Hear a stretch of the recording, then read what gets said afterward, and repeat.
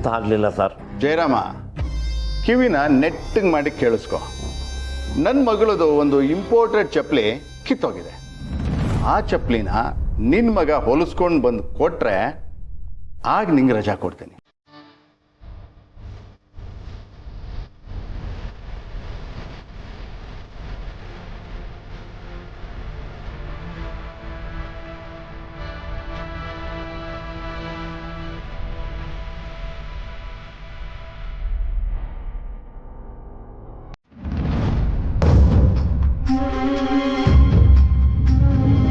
ನೋಡ್ಕೊಂಬರಕ್ಕಾಗಲ್ವೇನ್ರಿ? ಯಾವಾಗ ನೋಡಿದ್ರು ಮೈ ಮೇಲೆ ಬೀಳ್ತಾ ಇರ್ತೀರ. ಅಯ್ಯೋ, ನಾನು ಯಾಕೆ ಬೇಕು ಅಂತ ಮಾಡ್ಲಿ? ಅರ್ಜೆಂಟಲ್ಲಿ ತಿಂಡಿ ತಿನ್ನಕ್ ಬಂದೆ, ಟಿಕ್ಕಿ ಹೊಡೆದ್ಬಿಟ್ಟೆ. ಕ್ಷಮಿಸಿ. ಏನು ಹೇಳಿದ್ರು ಇನ್ನೊಂದ್ರ ಒಂದು ಕಾರಣ ಹೇಳಿ. ಚಿರು, ಯಾಕೋ ಚಿರು ಯಾವಾಗ್ಲೂ ಇವಳನ್ನ ಬೈತಾ ಇರ್ತೀಯ? ಅವಳಿಗೆ ಬೇಜಾರಾಗಲ್ವಾ? ಅಚ್ಚೋ, ಗೊತ್ತಾಗ್ಲಿಲ್ಲ ಕ್ಷಮಿಸು ಅಂತ ಹೇಳ್ತಿದ್ದಾಳೆ ತಾನೆ, ಸುಮ್ನಿರು. ಆಯ್ತು ಬಿಡು, ಯಾವಾಗ್ಲೂ ನಂದೇ ತಪ್ಪು. ಅಲ್ಲ, ನಮ್ಮಮ್ಮ ಕೊಟ್ಟು ಕಳ್ಸಿದ ತಿಂಡಿ ಎಲ್ಲ ನೀವೇ ತಿನ್ಬಿಟ್ರಾ? ಹಲೋ, ಎಕ್ಸ್ಕ್ಯೂಸ್ ಮೀ, ನಾವು 3 ಜನ ಅಷ್ಟೇ ತಿಂದಿಲ್ಲ, ಎಲ್ಲರೂ ತಿಂದಿದ್ದಾರೆ. ತಂದಿದ್ದೆ ಇಷ್ಟು. ನಾನ್ ದೀಪಾಗೆ ತಿಂಡಿ ತಗೊಂಡು ಹೋಗುವಾಗ ನೀವೇ 3 ಜನ ಕುತ್ಕೊಂಡು ತಿಂತಿದ್ರಿ ತಾನೆ?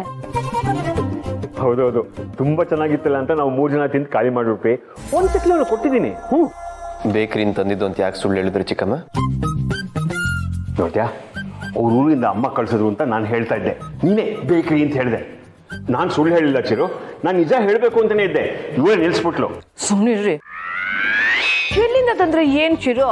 ತಿಂಡಿ ನಿನ್ಗೆ ಇಷ್ಟ ಆಗಿದೆ ಅಲ್ವಾ, ಸುಮ್ಮನೆ ತಿನ್ನು. ಹಾಗಂತ ಯಾರ್ಯಾರ ಮನೆಯಿಂದನೋ ತಂದಿದ್ದು ತಿನ್ನಕ್ಕಾಗಲ್ಲ ಚಿಕ್ಕಮ್ಮ. ಮತ್ ಇವಾಗ ತಿಂದಿರೋದ್ನ ಏನ್ ಮಾಡ್ತೀಯಾ? ಇವಾಗ ಅರ್ಧ ಕೈಯಲ್ಲಿ ಮಿಕ್ಕಿದ್ಯಲ್ಲ, ಅದನ್ನ ಏನ್ ಮಾಡ್ತೀಯಾ?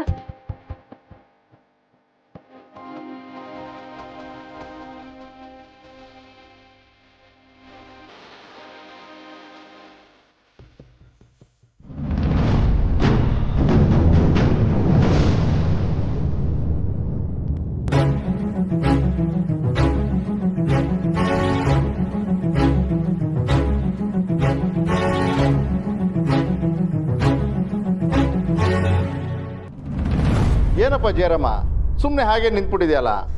ನಾನು ಹೇಳಿರೋ ಒಂದು ಸಿಂಪಲ್ ಕೆಲಸ ನಿನ್ನ ಮಗ ಮಾಡಿ ಮುಗಿಸ್ಬಿಟ್ರೆ ನೀನು ನಿನ್ನ ಫ್ಯಾಮಿಲಿ ಖುಷಿಯಾಗಿ ಬೆಂಗಳೂರಿಗೆ ಹೋಗ್ಬೋದಲ್ಲ, ಏನಂತ್ಯಾ?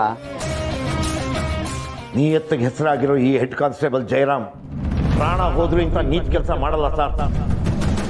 ನಾನು ತಿಂದಿರೋ ತಿಂಡಿ ತಿನ್ಬೇಡಿ. ಅಯ್ಯೋ, ಇದು ನಮ್ಮಮ್ಮ ಮಾಡಿದ್ದು, ನಾ ತಗೋತೀನಿ. ನಿಮ್ಮ ಅಮ್ಮನೇ ಮಾಡಿದ್ರು ನಾನು ತಿಂದಿದ್ದೀನಿ, ಅದು ಎಂಜಲಾದಂಗೆ ಲೆಕ್ಕ. ಹಾ, ನಾ ಲೆಕ್ಕದಲ್ಲಿ ಡಡ್ಡಿ, ನಂಗೆ ಇದೆಲ್ಲ ಗೊತ್ತಾಗ. ನಂಗೆ ಇವಾಗ ಇದು ತಿನ್ಬೇಕಷ್ಟೇ. ಬೇಡ. ಅಯ್ಯೋ, ನಂಗೆ ಬೇಕು. ಬಿಡಿ. ಅಯ್ಯೋ, ಕೊಡಿ. ಬಿಡ್ರಿ. Chiru, this is too much. ನಿನಗ್ ದೀಪನ್ ಕಂಡ್ರೆ ಇಷ್ಟ ಇಲ್ದೇ ಇರ್ಬೋದು, ಆದ್ರೆ ಈಗ ಅವಳು ನೀನ್ ಹೆಂಡತಿ, ಅದನ್ನ ಮರಿಬೇಡ. ನಾನು ಇವ್ರನ್ನ ಹೆಂಡತಿ ಅಂತ ಒಪ್ಕೊಳಕ್ ಸಾಧ್ಯನೇ ಇಲ್ಲ. ಒಪ್ಕೊಳ್ಳೋದು ಬಿಡೋದು ನಿನಗ್ ಬಿಟ್ಟಿದ್ದು.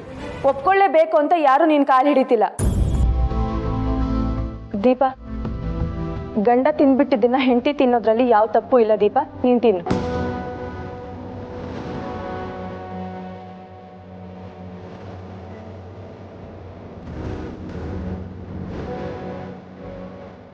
ದೀಪ, ಅವ್ನು ಹೇಳಿದಕ್ಕೆ ನೀನೇನು ತಲೆ ಕೆಡಿಸ್ಕೋಬೇಡ. ಅಯ್ಯೋ ಅಕ್ಕ, ಬಿಡಿ, ಅವ್ರು ಯಾವಾಗ್ಲೂ ಬೈತಾನೆ ಇರ್ತಾರೆ, ನಂಗೆ ಅಭ್ಯಾಸ ಆಗೋಗಿದೆ. ಯಾಕಣ್ಣ ಇಷ್ಟೊಂದು ಟೆನ್ಷನ್ ಆಗಿದ್ಯಾ? ಅಲ್ಲ ಸೌಂದರ್ಯ, ರಿಸೆಪ್ಷನ್ ದಿನ ನೀನು ದೀಪನ ಈ ಮನೆಯಿಂದ ಹೊರಗಡೆ ಹಾಕಬೇಕು ಅಂದ್ಕೊಂಡಿರೋದು ನಿಜ ಅಲ್ವಾ? ಖಂಡಿತ. ಹಾಗೆ ಆ ರಿಸೆಪ್ಷನ್ಗೆ ಅವ್ರ ಬಂಧು ಬಳಗ ಎಲ್ಲರೂ ಬರ್ತಿರೋದು ನಿಜ ಅಲ್ವಾ? ಹೌದು. ಅಲ್ಲೇ ನೀನು ಎಡುತ್ತಾ ಇರೋದು. ಏನ್ ಹೇಳ್ತಾ ಇದ್ದೀಯ ನೀನು? ದೀಪನ್ನ ಈ ಮನೆಯಿಂದ ಹೊರಗಾಕಕ್ಕೆ ನೀನೇನೇ ಪ್ಲಾನ್ ಮಾಡಿದ್ರು ದೀಪ ಈ ಮನೆಯಿಂದ ಹೊರಗಡೆ ಹೋಗಲ್ಲ. ಅಣ್ಣ, ಏನ್ ಮಾತಾಡ್ತಿದ್ಯಾ ನೀನು? ತಲೆಗಿಲೆ ಕೆಟ್ಟಿದ್ಯಾ? ಆ ದೀಪ ಈ ಮನೆ ಬಿಟ್ಟು ಹೋಗ್ಲೇಬೇಕು. ಹೋಗೋ ಹಾಗೆ ನಾನ್ ಮಾಡ್ತೀನಿ. ಅದಕ್ಕೆ ತಾನೇ ಅವಳನ್ನ ಇಷ್ಟೆಲ್ಲ ಮೆರೆಸ್ತಾ ಇರೋದು. ಹರಕೆಗೆ ಬಿಟ್ಟಿರೋ ಕುರಿನ ಕೊಬ್ಬಿಸಿ ಮೆರವಣಿಗೆ ಮಾಡ್ತಾರೆ ನಿಜ, ಆದ್ರೆ ಕೊಬ್ಬಿರೋ ಕುರಿನೇ ಗುಮ್ಮಿದ್ರೆ ಆಗೇನ್ ಮಾಡ್ತೀಯ? ಅಣ್ಣ, ನೀನು ಏನ್ ಹೇಳ್ಬೇಕು ಅಂತ ಅನ್ಕೊಂಡಿದ್ಯಾ ಅದನ್ನ ನೇರವಾಗಿ ಹೇಳು, ಏನೇನೋ ಮಾತಾಡ್ಬೇಡ. ಇದೇನೇ ಪ್ಲಾನ್ ಮಾಡಿದ್ರು ದೀಪ ಆ ಊರಿನ ಜನಗಳ ಸಹಾಯ ತಗೊಂಡು ನಿನ್ನ ಪ್ಲಾನ್ಗಳನ್ನೆಲ್ಲ ಉಲ್ಟಾ ಮಾಡ್ತಾಳೆ. ದೀಪ ಸಾಮಾನ್ಯದ ಹುಡುಗಿ ಅಲ್ಲ. ಅವಳು ನೋಡೋಕೆ ಸಾಧು ಥರ ಇದ್ರೂ ತುಂಬ ಬುದ್ಧಿವಂತೆ. ನನ್ನನ್ನು ಹೆದರಿಸ್ತಾ ಇದೆಯಾ? ಎದುರಿಸ್ತಾ ಇಲ್ಲ, ಎಚ್ಚರಿಕೆ ಕೊಡ್ತಾ ಇದ್ದೀನಿ. ದೀಪು ಬುದ್ಧಿವಂತೆ ಆದರೆ ಆ ಊರಿನ ಜನ ತುಂಬ ಹೊರಟು. ಅವ್ರ ಅಕ್ಕ ಮದುವೆ ಮನೆಯಿಂದ ಓಡೋದ್ರು, ಅವ್ರ ಅಪ್ಪಂಗೆ ಬೈದೆ ನಮ್ಮದೇ ತಪ್ಪು ಅಂತ ನಮಗೆ ಬೈದು ಚಿರುನ ದೀಪು ಕೊಟ್ಟು ಮದುವೆ ಮಾಡಿಸ್ಲಿಲ್ವಾ? ಯಾವುದೇ ಕಾರಣಕ್ಕೂ ನಿನ್ನಿಂದ ಆ ದೀಪುಗೆ ತೊಂದರೆ ಆಗೋದಕ್ಕೆ ಆ ಊರಿನ ಜನ ಬಿಡಲ್ಲ. ನೀನು ಅನ್ಕೊಂತಾರ ಅವಳು ಈ ಮನೆ ಬಿಟ್ಟು ಆಚೆ ಹೋದರೆ ನನಗೂ ಸಂತೋಷನೇ. ಆದರೆ ಆ ಕೃಷ್ಣ ಪರಮಾತ್ಮ ಬಂದರೂ ಕೂಡ ನಿನ್ನ ಪ್ಲ್ಯಾನ್ ಸಕ್ಸಸ್ ಆಗಲ್ಲ. ಯಾವುದಕ್ಕೂ ಯೋಚನೆ ಮಾಡಿ ಹೆಜ್ಜೆ ಇಡು.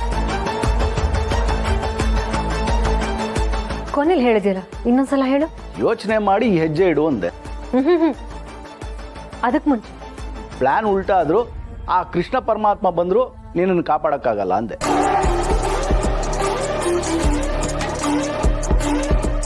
ಅಲ್ಲ ಸೌಂದರ್ಯ, ಎಚ್ಚರಿಕೆ ಕೊಟ್ರೆ ನಗ್ತಾ ಇದೆಯಲ್ಲ. ಯಾವ ಕೃಷ್ಣ ಪರಮಾತ್ಮ ಬಂದು ನಿನ್ನನ್ನ ಕಾಪಾಡಕ್ಕಾಗಲ್ಲ ಅಂತ ಹೇಳಿದ್ಯೋ ಅದೇ ಕೃಷ್ಣ ಪರಮಾತ್ಮ ಬಂದು ನನ್ನ ಕೈ ಹಿಡಿದು ಕಾಪಾಡ್ತಾನೆ.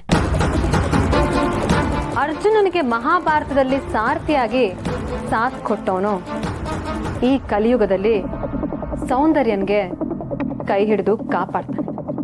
ಹೇಗೆ? ಜಸ್ಟ್ ವೇಟ್ ಅಂಡ್ ವಾಚ್ ಅಣ್ಣ.